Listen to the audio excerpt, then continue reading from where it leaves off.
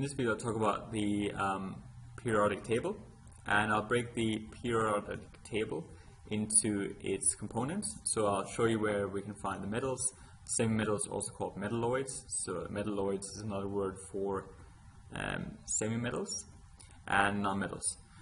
I'll also show you how to know where certain groups are. So groups are the vertical, so going down is a group, and I'll show you where the vertical groups are that are called alkali metals, alkali earth metals, halogens, noble gases.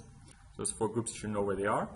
And I'll briefly remind you that groups are these vertical columns in the table, and rows are these horizontal rows in your periodic table. Right, so those are the things you should get from this video. Alright, so again, mentioning first the different where the non-metals, metals, and semi-metals are.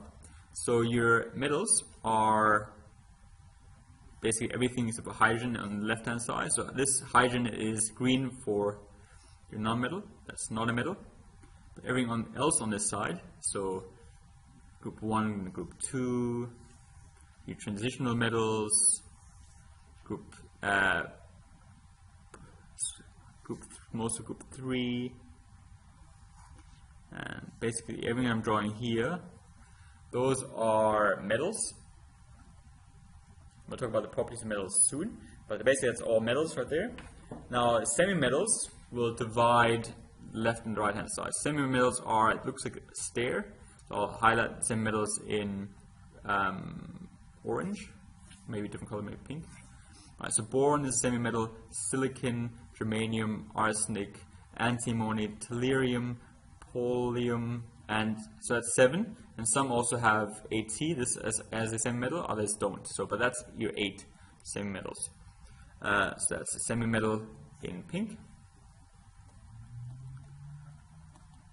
And then the rest are your non-metals, right? So hydrogen is 1, but then we also have carbon and nitrogen, oxygen, fluorine, these noble gases, these down here. These elements are all your non-metals. So these are all non-metals. Basically, you might notice metals are mainly on the left-hand side. So metals are mainly left-hand side. Your non-metals are mainly the right-hand side of your table. And your semi-metals are kind of roughly in the middle, not quite, but roughly in the middle, because they are between metals and non-metals.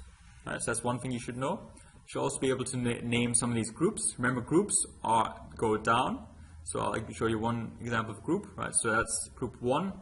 It's all of these elements which are just vertically in a vertical column.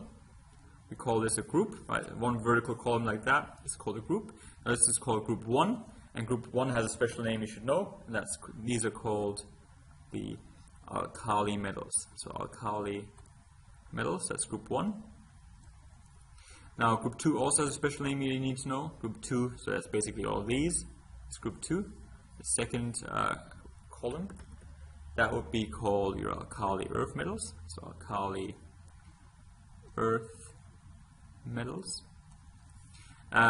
Group 7 you should know as well. So group 1, group 2 have special names. Group 7 has a special name as well. Those are called your halogens. And group 8 has a special name. These are called noble gases. Alright, so group 8 is this one. And that's the vertical column number 8. And vertical column number 7 is called group 7 or halogens. But you should know that the vertical columns are called groups. And then if we have a horizontal row, like this for example, so I'm circling lithium, beryllium. So lithium, beryllium, boron, carbon, nitrogen, oxygen, fluorine, and neon. All of these are in a row, and that's what we call it. We call it a row for the periodic table, right? So row goes horizontally, and a group goes up vertically. But that's what you should know. You should know positioning of all the metals, the non-metals, and semi-metals. You should also know your elements 1 to 20. You should kind of have them memorized. The symbols for elements 1 to 20 and their names. But you also need to know the semi-metals, where they are found.